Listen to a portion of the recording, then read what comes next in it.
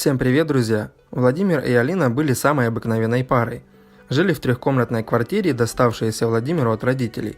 Достоинством старой хрущевки было то, что она находилась в центре города. Но в последнее время стали поговаривать, что весь район попадает под программу реновации. И эти дома в ближайшие годы будут снесены.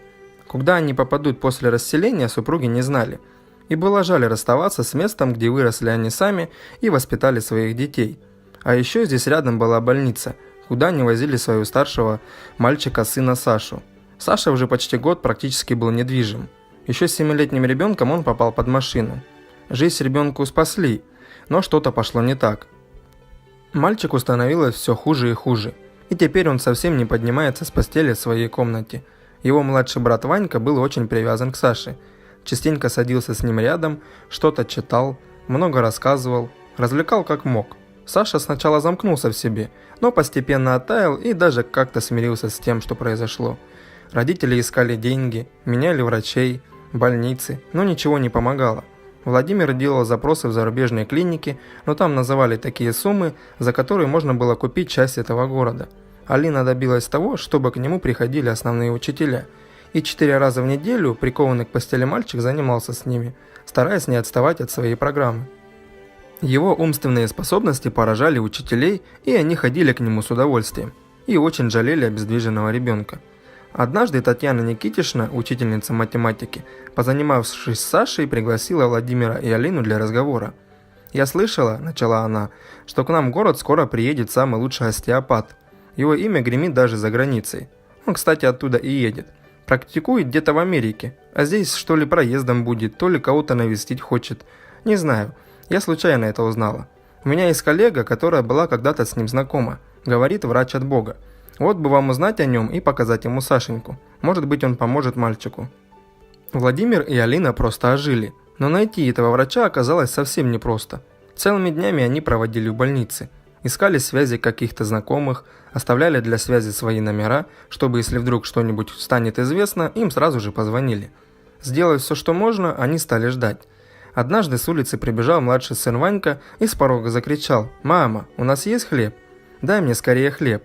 Алина выглянула из кухни. «Сынок, ты что, проголодался? Иди сюда, я тебя покормлю». «Нет, мама, мне с собой. Там дедушка, он голодный, он там сидит и кушать хочет». «Ваня, ну что ты такое говоришь? Ты познакомился с каким-то дедушкой? Он просил тебя что-нибудь ему вынести?» «Да ну нет же, мама, не просил, я сам все знаю. Ну дай же хлеба». Алина покачала головой, достала свежий батон, небольшой кусочек колбасы и сделала несколько бутербродов. Завернула их в фольгу и протянула сыну. Тот нетерпеливо переминался с ноги на ногу, но как только получил то, что ему было нужно, мгновенно скрылся из виду. Мать посмотрела ему вслед, перевела взгляд на остатки колбасы, вздохнула и убрала ее в холодильник. Еще можно будет поделить между сыновьями. А Ванька в это время бежал к невысокому старичку в бедной рваной одежде. Тот сидел на скамеечке под раскидистым кленом. Мальчик, убедившись, что он никуда не ушел, спокойным шагом подошел к нему. «Дедушка, вот, я знаю, что ты хочешь есть. Смотри, я принес тебе бутерброды». Старик поднял лохматую, давно не стриженную голову. «А, Ваня, ну зачем же ты? Ты уж, брат, не беспокойся, я сытый. Нет, я видел, как одна тетенька вам что-то дала, и вы быстро съели. Так едят только голодные. Вот бутерброды». Мальчик развернул фольгу, старик сглотнул слюну. «Ну давай так, мы поедим вместе с тобой. Как говорится, разделим хлеб пополам». Но Ванька упрямо тряхнул головой. «Ты что, дедушка, я уже ел. А мама тебя не поругает, что ты колбасу взял? Нет, она же сама мне их сделала». «Да? Добрая, значит, у тебя мама». Старик принялся аккуратно есть, подставляя ладонь, чтобы не рассыпались крошки. «И что ты меня все дедушка да дедушка? Меня Толиком зовут. А по отчеству?» «Ишь ты по отчеству. Давно меня никто по имени-отчеству не зовет. А вообще я Анатолий Васильевич. А для тебя дед Толя. Ну или просто дедушка. Тут уж как хочешь». Мальчик кивнул. Они сидели рядом и разговаривали, и Ванька даже не догадывался, как изменится их жизнь уже совсем скоро. И виновником этих перемен будет этот самый Анатолий Васильевич. Анатолий Васильевич в свое время был замечательным врачом, и не было в его области ему равных. Он жил в достатке и покое с женой и 2 дочерьми, разница между которыми была примерно 7 лет. Они, наверное, были самой счастливой семьей, жили в любви и согласии. Умницы и дочки радовали родителей. А когда старшая Оля подросла, выдали ее замуж за молодого аспиранта, работавшего под началом Анатолия Васильевича. Спустя некоторое время Анатолию пришлось уехать на стажировку в Прагу. 3 месяца он не был дома и не знал, что совсем скоро станет дедом. Оля ждала ребенка. Когда командировка закончилась, Анатолий Васильевич созвонился с женой. И она сказала, что у них есть для него новость, но они все расскажут ему только при встрече. Но Анатолий Васильевич и сам догадался. Еще перед отлетом он заметил некоторые признаки беременности у Оли, но не стал спрашивать, боясь поверить в новое счастье. Самолет приземлился благополучно. Анатолий Васильевич, нагруженный подарками, спешил навстречу к жене и дочерям. Он не знал, что 2 часа назад его жена Ирина, управляя семейным минивэном, не заметила приближающийся на огромной скорости КАМАЗ, потерявший управление. Она спокойно двигалась по своей полосе. Лобовой удар был такой силы, что они даже не успели понять, что произошло. Виновник аварии тоже не выжил. Долго Анатолий Васильевич пытался дозвониться до родных. Ничего не понимая, взял такси и поехал домой, всматриваясь во все встречные машины. Боялся пропустить машину жены. Недалеко от поворота таксист указал куда-то в сторону. «Сегодня тут такая авария была. Я как раз в аэропорт ехал. Пробка страшная». В это время Анатолию Васильевичу позвонил зять. Что было дальше, Анатолий Васильевич помнил плохо. Жизнь была как в тумане. На работу он ходить не стал. Как он может спасать других, если его девочкам никто не помог? А когда к нему пришел бывший зять и объяснил, что его приглашают за рубеж и ему нужны деньги, Анатолий Васильевич продал свою квартиру и всю сумму отдал зятю. У него вся жизнь впереди, ему нужнее, а ему это уже ни к чему. Тем более, что возвращаться в свой пустой дом он не мог и не хотел. Целыми днями он просиживал на кладбище, которое было на окраине города. Ночевал в заброшенной кладбищенской сторожке и только иногда выбирался в центр, где и встретил доброго мальчишку Ваньку. Когда Ваня вернулся домой, его обрадовали хорошей новостью. Сегодня Владимиру позвонила знакомая медсестра и сказала, что через пару дней чудо-доктор будет в городе, и она может прямо сейчас записать их к нему на прием. «И еще», – добавила она, – «он пробудет здесь пару недель, но имейте в виду, он очень дорого берет».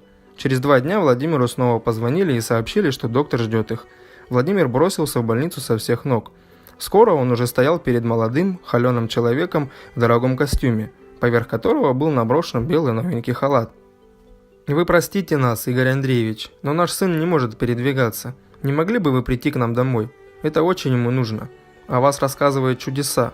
Пожалуйста, помогите нам». Игорь Андреевич смерил стоящего перед ним Владимира взглядом медленно сверху вниз. Потом кивнул что-то, написал на бумажке и протянул ее несчастному отцу. «И это только один визит, первичный осмотр. Вы согласны?» Владимир судорожно кивнул. Спустя полчаса Игорь Андреевич осматривал Сашу, тихо ворча себе под нос. Иногда что-то писал на бумажке. Потом вышел из комнаты.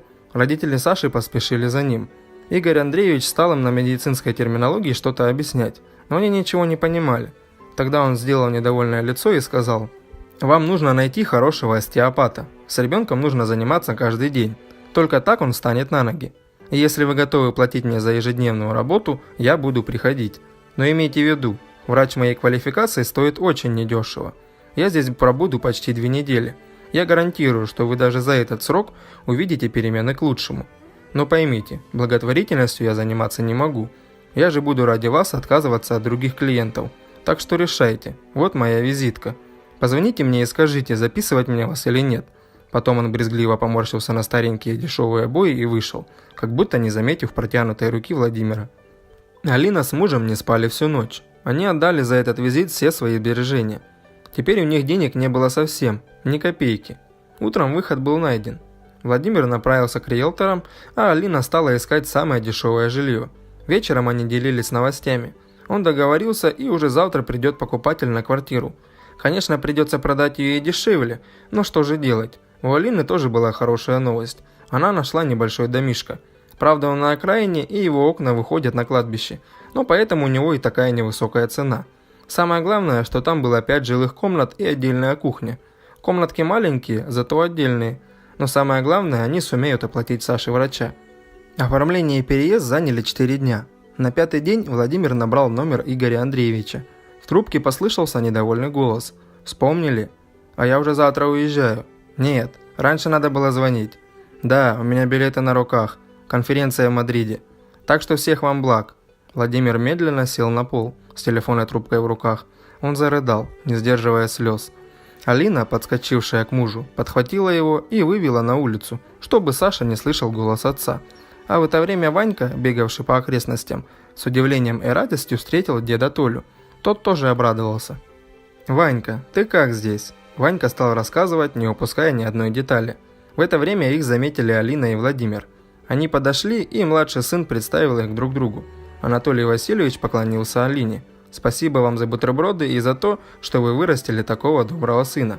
Он потрепал Ваньку по голове. А тот посмотрел на отца и мать и сказал: «А вы знаете, что дед Толя живет вон в той сторожке, даже зимой?» Владимир и Алина переглянулись. «Как это?»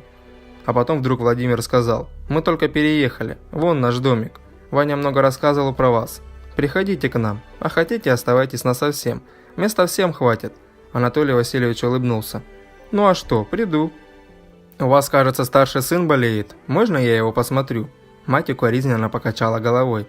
«Ванька, ну что же ты?» Анатолий Васильевич повернулся к ней. «Ничего. Как зовут того врача?» «Игорь Андреевич?» «Знаю я его. Он мой ученик и бывший зять. А еще, как я теперь понимаю, дрянь человек». Анатолий Васильевич рассказал ошеломленным Владимиру и Алине свою историю. «Ну а теперь пойдемте к Саше, только бы мне сначала помыться». Через месяц Саша уже мог двигать руками. Постепенно оживали его ноги и плечевые суставы. Анатолий Васильевич, остеопат, которому не было равных, вернулся для того, чтобы спасти человека. Прогресс был налицо. Анатолий Васильевич уверял свою новую семью, что скоро Саша не только встанет, но и побежит. И это было абсолютной правдой. И, друзья, а что вы думаете по поводу этой истории? Напишите, пожалуйста, в комментариях. И на этом у меня все. Если понравилась история, ставьте лайк, подписывайтесь на канал. Также жмите колокольчик, чтобы не пропускать новые выпуски. Делитесь этой историей со своими друзьями и родными. И всем пока!